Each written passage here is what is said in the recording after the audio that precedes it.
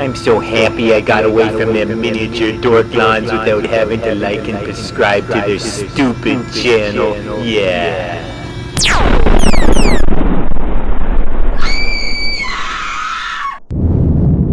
Stupid humans.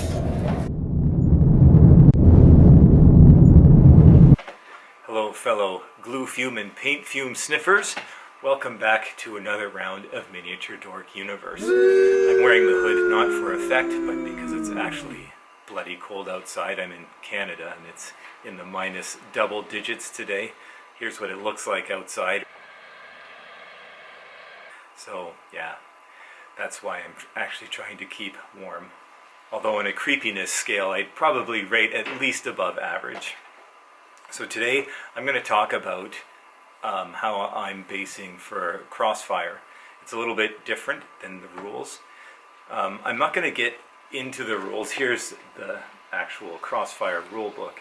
And what I like about it is that it's, a very thin rule book, so there's not tons of rules. Here's O group. You can see that, yeah. So, yeah, it is kind of nice not to have a giant book of rules. And so it's a company-based game. And what I've done is just modify it over the years. This game came out in sort of the late 90s, and it's never been revised. But it's actually, because the rules are so brief, it's kind of easy to come up with your own home rules. Yeah, rather than go into the rules, I'm going to put some links below. And there's some fellas here on YouTube with us that are doing, or have done, some really good YouTube tutorials.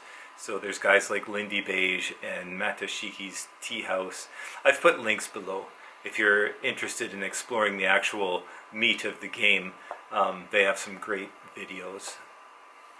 But for this video, I'll just stick with basics. And also, I've put a couple links. There's a book suppliers, one in the US and one in the UK, that are still selling these Crossfire rules. At least last time I looked, I checked very recently to see if the rules were still available. And they seem to be at these two places in the, I forget the name of the store, sorry, but just check out in the comments.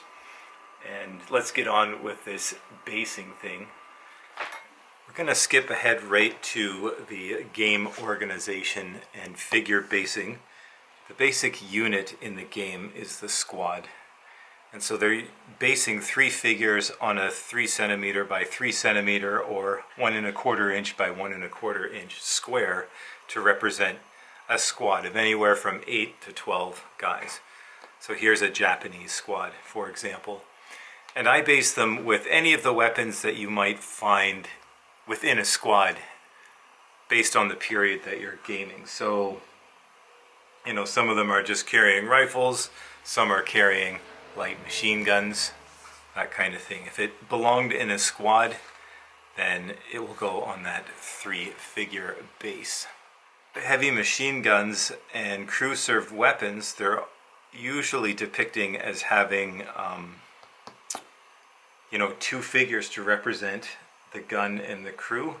However, in my case, I still go with 3 figures. Because usually a machine gun squad, like a heavy machine gun or medium machine gun, has anywhere from 6 to 10 guys hauling the basic gun equipment, like the tripod, the gun itself, ammunition. There's usually a gun leader. So all of those figures I put on a base, and it represents, roughly 6 to 10 guys that might be based around, like a heavy machine gun, a mortar, this type of thing. Now the company commander, I don't have a Japanese company commander, hold on.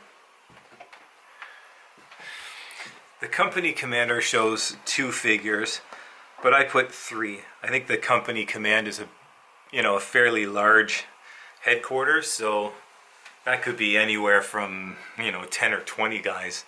There's usually a company platoon, it depending on the army, so I like to depict that with more guys. And because I'm adding the labels to my bases, they don't get too easily confused.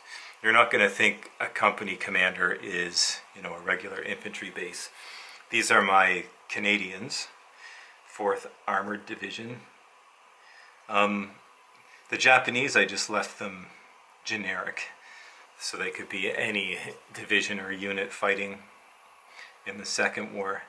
And then for platoon commanders, they show 1, but I do 2. And these are just aesthetics for me. I don't like the way that looks.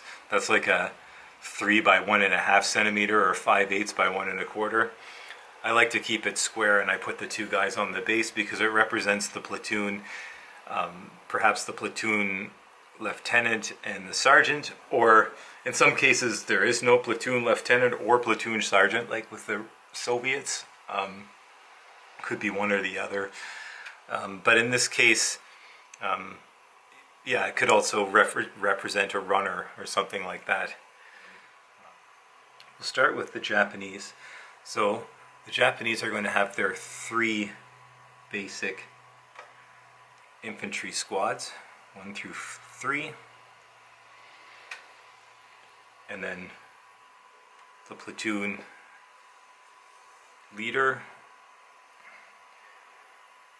So I've looked online how they were called. So in Japan, a shotai would be the platoon, and the butai would be the section.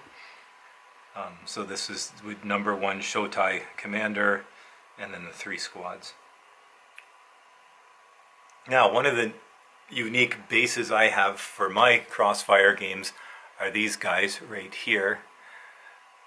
D1, it stands for Denrai, which was the Japanese word for a runner or messenger. So I include messengers. Messengers, runners, they were the most common sort of World War II communication method. Radios weren't widely available, especially on a platoon level, and especially with certain armies. The Americans had the most advanced radio network, but everybody else, they might have, a company level radio, maybe not even. Japan, for sure, they did not have platoon level radio, so they would have runners. And where this comes in the game is many of the armies, in order for the platoons to function, they have to have line of sight with the platoon leader. And if they don't, then they can't fire, they can't move. However, they can have a runner, and the runner represents a link with the platoon commander. Put this in the picture. So, if their line of sight is blocked by something, these guys can function. However, these guys present great targets for snipers. And I have different rules for snipers, but I'll get into that at a different time.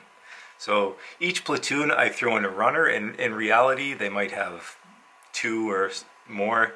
Company headquarters would have 3 or 4 runners, so I'm just putting 1 per platoon. It can get confusing if you've got too much of this stuff going on, and it just adds an extra dynamic to the game.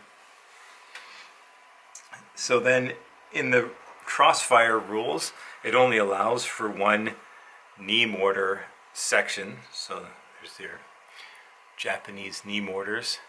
It allows for 1 section, but in reality, the actual tactical organization and equipment of the Japanese army allowed for a section in a platoon, an entire section of knee mortars. So there was 3 in total.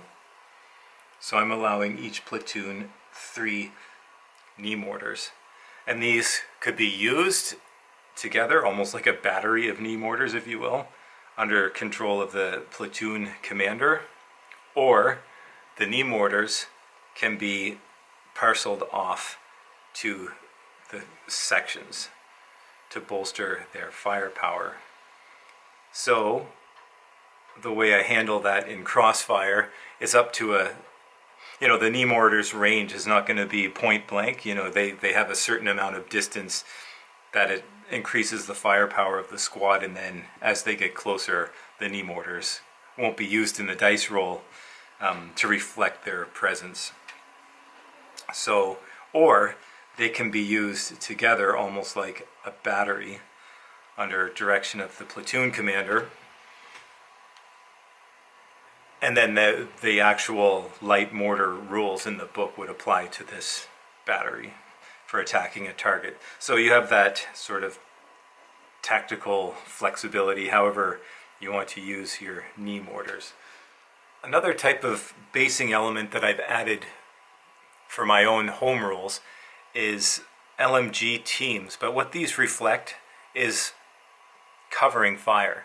And so it's a new fire type I've actually added to the game. So the game has sort of three main modes of fire. There's direct fire, there's, well, maybe four. There's direct, indirect fire, there's reactive fire, recon by fire. And these can be done in fire groups or in crossfires.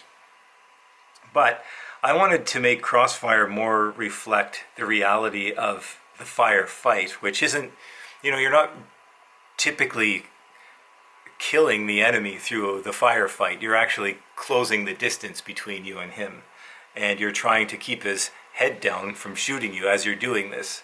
And then you close with the enemy and you kill him at very close range with grenades and hand-to-hand combat, that kind of thing. So I'm trying to reflect that in the rules. But I was also getting kind of tired of, in the rules when you get pinned, you have to rally. And sometimes rallying has not been fun for me. But I'll give a little example. Like say this base is pinned. I usually use a casualty marker for a pin. And then you can roll to rally if you want. And that's a certain roll reflected in the rules. But I make rolling for covering fire, which reflects like you've been shot at and maybe taken on some hits or something, and now you're going to return fire and start your assault. So if you successfully roll covering fire, which is a little bit easier than the rallying except for really green troops, then you're no longer pinned, and then you can move from that. And if you successfully roll covering fire, then that incurs a 1d penalty on the guy that's shooting at you. So it kind of reflects that firefight, and I'm trying to make it so that the point is to get close with the enemy and do close combats. Close combats in Crossfire are really brutal, and a lot of players don't like them, but I love them. It makes the game very quick and decisive. And I think it's more reflective of reality. You're not doing a lot of, even in an ambush, I don't think you're inflicting a lot of casualties with long-range firefights. You're really typically trained to close with and destroy the enemy at close range. Most of the long-range casualties in the Second War, and probably even in modern wars, is due to artillery. And mortars, things like that. So I'm trying to increase the maneuver element in Crossfire, and these covering fire bases kind of add to that end. And it's kind of ironic. The game is called Crossfire because the pinnacle of the game is to sort of set up these crossfires and really blow the shit out of the opponent with an entire platoon or something. Which is kind of fun, but I still, my whole reason to do wargaming is to add a sort of historical element in it and learn about it through actually participating in it with these games, right? So I'm always trying to get the rules to reflect the reality a little closer.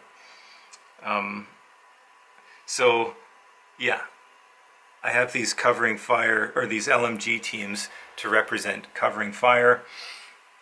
Also though, say you're attacking with a platoon, another platoon, like the Japanese for example, they would like to make contact with one platoon and set up a fire base, and then another platoon would flank. They call it the scorpion tail. So an entire platoon can lay down covering fire. And what that will do is incur a 1d penalty on the target. And when it's an entire platoon, or say it's an entire section of machine guns, they can lay down covering fire on an entire terrain feature. So it's a way of, helping, again, close the space between the two forces so that these close combats, which I find infinitely more exciting, can occur. And, it makes the game that much faster, which I kind of like too. I don't like long, drawn out games, and I don't like rolling dice forever. Did you hit? Did you save? I like it fast and decisive. To me, that feels a bit more realistic. So we'll continue with the basing. For doing ground hugging troops, I just put a prone guy on a round base, and so when a squad is ground hugging as per rules, you just drop that, and that represents ground hugging. And I think that's about all I have with my Japanese. So yeah, so I have these casualty figures. They're all from Peter Pig. For some of the armies, they have like surrendering figures, so I'll throw them in too.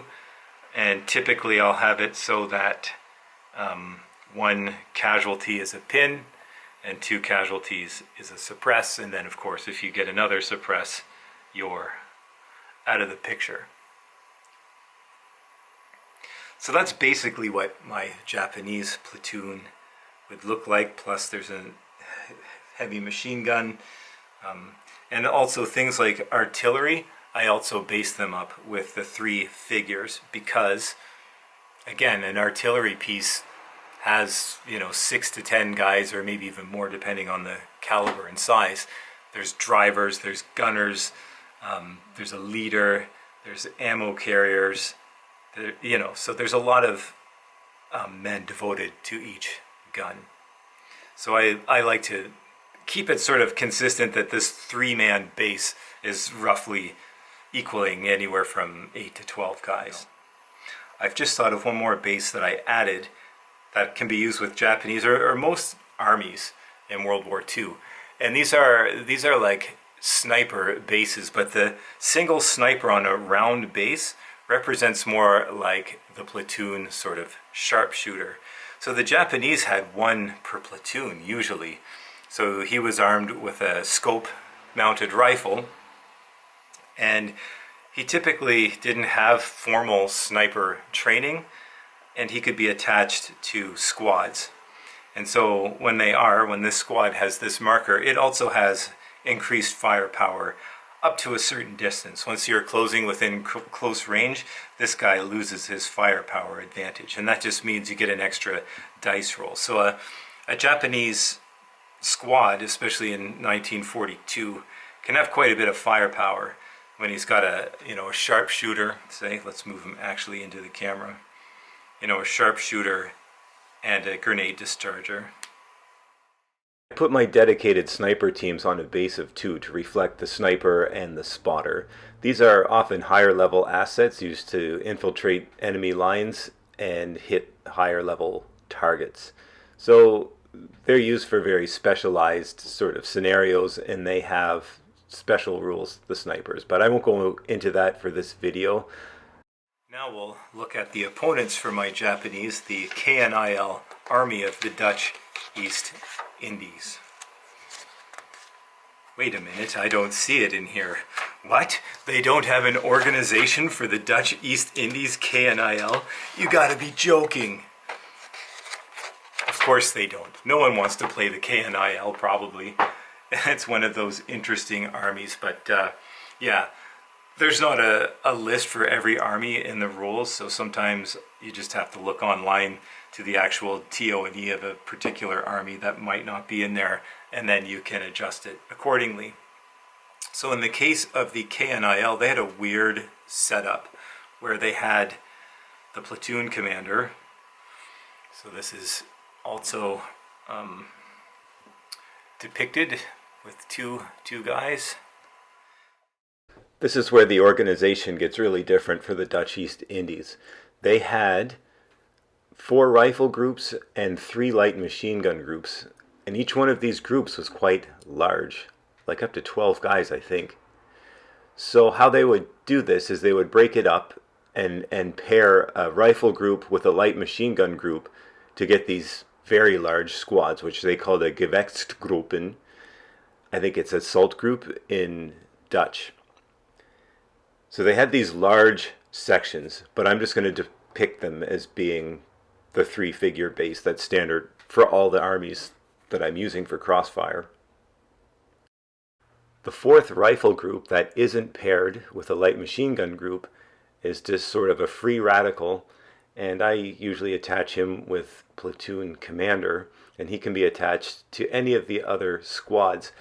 And this base has a lower die roll, like 2 die, because they don't have light machine guns. However, when you combine them with another group, it increases their die roll with 2 die. So you can have a 5 dice firing group and increase close combat rating. And that's how I get around that. It also gives the Dutch army an added element that can make up for its kind of green and poorly trained status. Otherwise, they're just going to fold really easily, and they kind of did for various reasons. But this allows for a little bit more flexibility and a little less vulnerability, while still keeping its historical accuracy. The Dutch troops would need line of sight to the platoon commander, so they have a runner, which is kind of incorrectly a cavalry guy with a sword, but that's okay. We're going to use those as runners. As per my covering fire rules, the Dutch also have a light machine gun for that marker. So also with the Dutch, if a section gets pinned, you can unpin by rolling for covering fire. However, if a section is suppressed, they can't roll for covering fire. In this case, they have to rally as per the Crossfire rules.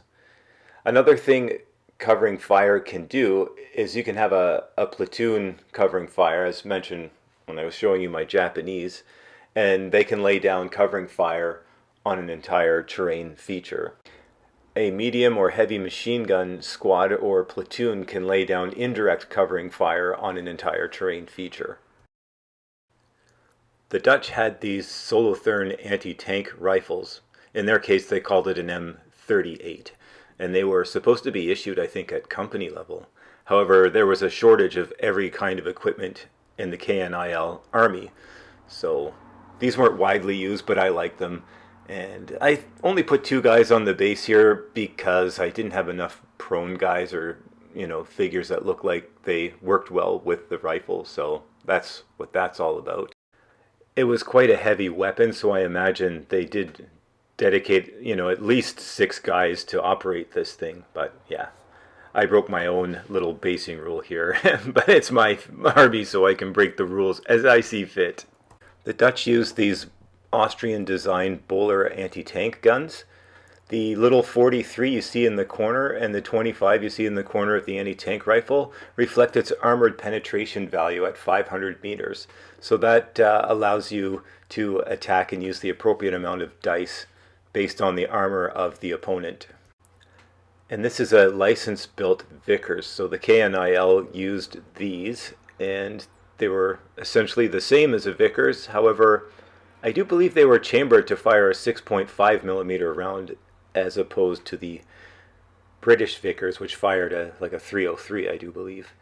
But otherwise, functioning as any other sort of medium or heavy machine gun, it can fire direct fire with a dice roll of 4, or it can fire indirect covering fire. And for that, you don't need to roll dice. You can just fire these guys at a terrain feature, and anybody in that terrain feature is going to get a 1d penalty to reflect the fact that they're being fired upon. I'll use some of my late war Germans to demonstrate my next sort of basing amendment for Crossfire, and that's entrenched figures or entrenched sections. So each one of these represents 10 guys in a much larger trench system. And I do this as an alternative to building these large defensive trench structures that, my bases will fit in well. And it's just going to be groups of 3 guys anyway. So this way I can do this and position them, and the assumption is that they're joined together in a much longer trench system. These guys have cover and concealment, so they're going to be harder to hit with direct infantry fire. So you're going to want to have some mortars, artillery, that kind of thing, or you're going to want to close with these trenches and destroy them just like they would have done in the Second War. So my rules for guys that are entrenched or in bunkers or in fortified positions, they are also immune to covering fire. However, because they're entrenched, they have limited movement. In order to move a great distance, they'll have to disentrench, and then you're just using regular squads.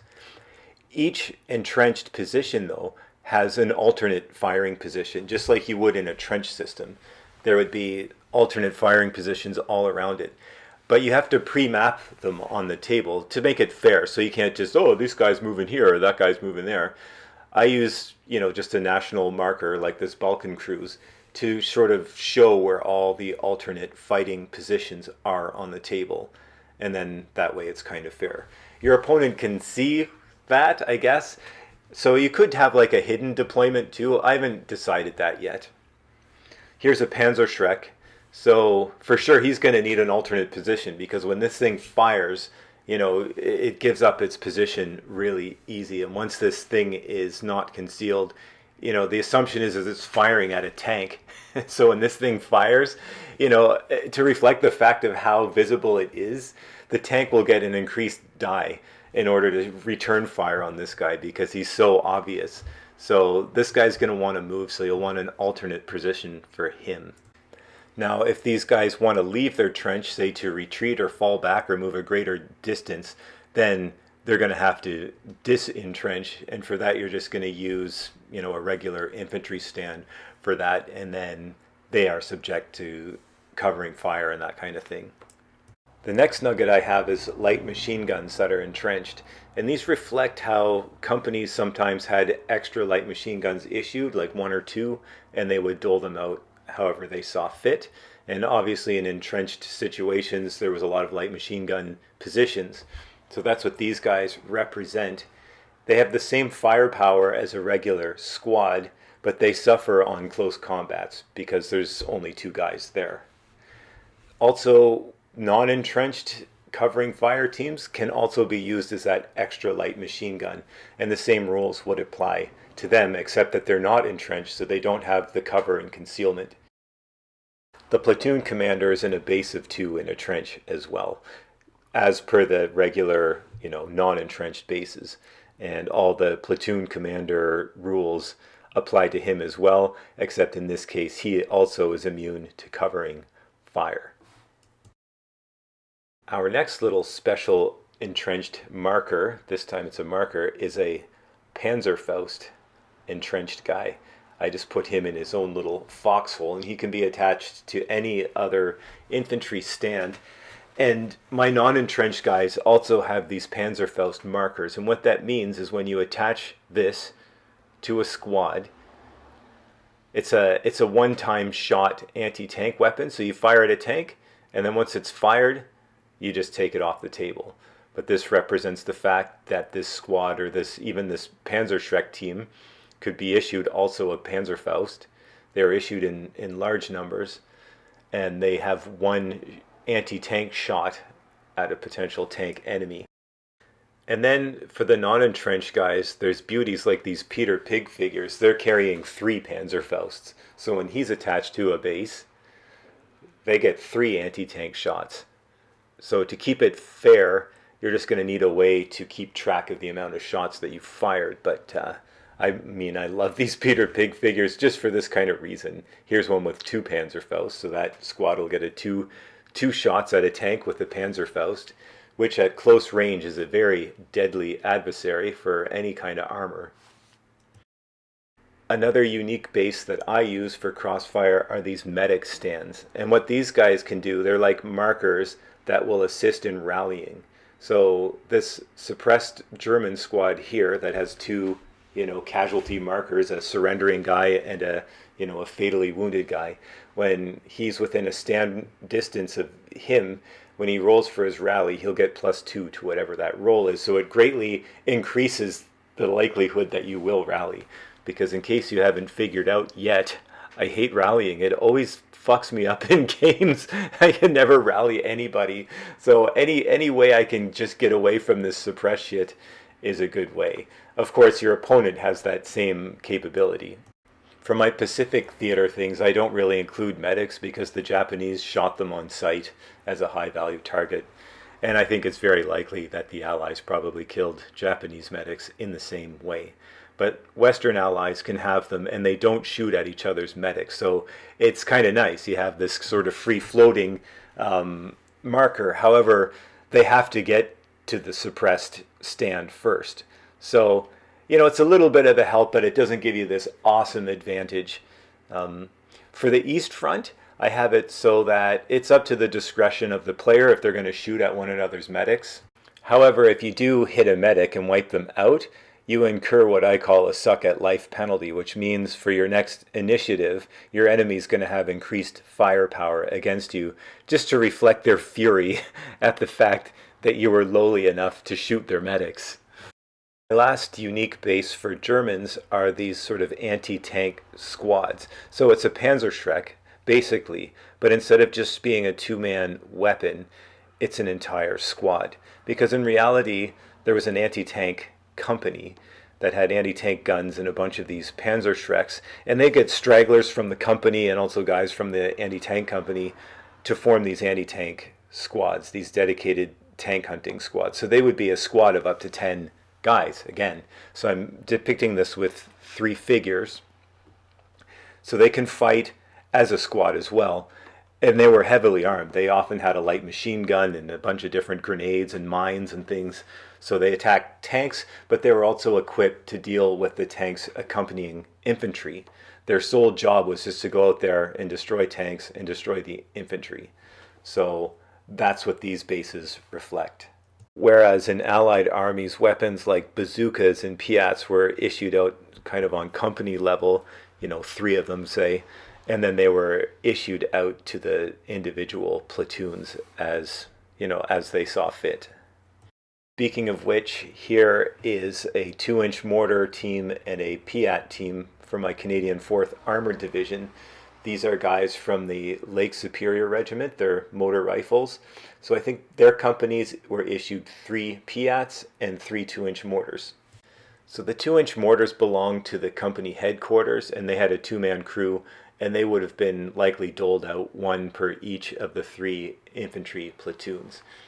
The Piats, on the other hand, they were just issued as launchers, so there was 3 of them issued to the company, and then there would have been men in each platoon that had been trained to fire the Piat, and that Piat would be given to the platoon, and then, the platoon commander would just designate who was going to take the Piat, and usually they fired a team of 2, someone would be carrying the ammo.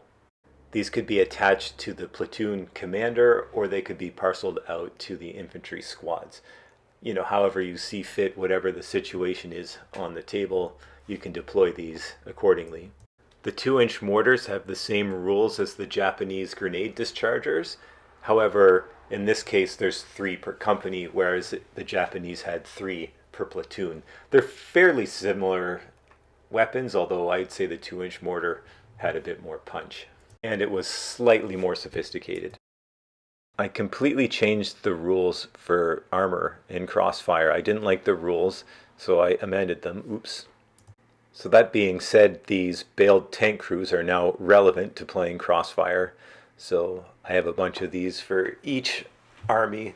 But yeah, to quickly sum it up, my armor rules are such that tanks can be hit or they can be completely destroyed depending on the roll. 5s are hits, 6s are kills, and on each roll of a 5, a hit, I have a chart of different tank hit results. There's 12 of them, and so you roll 2 die, and whatever number that die rolls on, that's your tank hit result. And so sometimes the crews have bailed. It's a little bit more sophisticated than that. It's still quite easy, but that's what these are for. My late war Soviet SMG company also has the 1-man Panzerfaust marker. So a large number of these were captured in the big offensive in the summer of 1944. And it's argued that the captured Panzerfausts weren't used because the the soldiers couldn't read the German instructions, but I don't know. I think it's very likely if you had an anti-tank weapon that could destroy heavier armor, that you would probably use it. You wouldn't just say, oh boy, we can't fire these because we can't read German. That sounds kind of balls to me. Just like with the German squads, you can attach a Panzerfaust however you see fit. Or you can even attach two to one squad if you want. You know, it's up to you. It's your decision to make based on how the table is going. But once they're attached for good until they are either fired or they're killed. So the Panzerfausts, they incur the same damage as the rest of the squad when it's coming to squad against squad. However, things like snipers, they can target these guys and kill them outright so that that squad loses the anti-tank. My last unique base for Crossfire are these forward air controllers. So RAF, the US Army, the Luftwaffe, various armies had these forward air controllers, and basically they were just on the ground and they could direct, air support onto a target. They're sort of higher level assets, and air support can't be used too close to your friendlies. So it's sort of limited, but very powerful. So sometimes starting a game, I might have a forward air controller, and if he can get in and get line of sight to enemy, he can call a preemptive airstrike. That's going to be it for this round of Miniature Dork Universe on Crossfire basing. If it seems like a lot of people are watching this video, I'll post subsequent Crossfire content. I'm not sure of the frequency yet, but you can expect it definitely. And if I have piqued your interest in Crossfire rules, I'll remind you again that I'm posting a bunch of links in the description below. Other fellas that have put up great videos that demonstrate the Crossfire rules, and you'll get to see they're pretty good rules. As per normal, thanks for watching. I really appreciate you guys watching, and also thanks to my YouTube peers for putting out such great stuff and inspiring me to do this. And we'll see you next time for the next round of Miniature Dork Universe.